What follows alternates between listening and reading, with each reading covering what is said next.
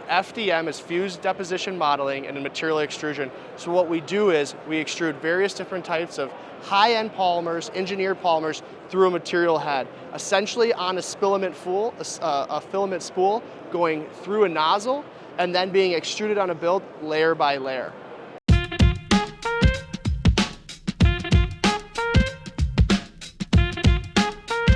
So the benefits of FDM is the capabilities to do really unique different geometries and shapes because we have soluble support. So if you have internal channels or very hard shapes to make during injection molding and the tool cost is extremely high, FDM is a great fit because you can do really unique properties and part consolidation, and you have a variety of different materials that it's capable of extruding.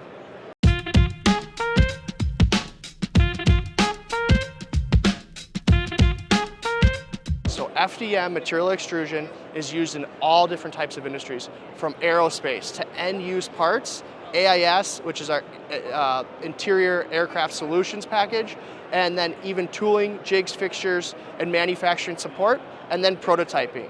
It is a wide range of applications that FDM is used for in multiple verticals, from medical as well to government, aerospace, transportation, automotive, all across the board.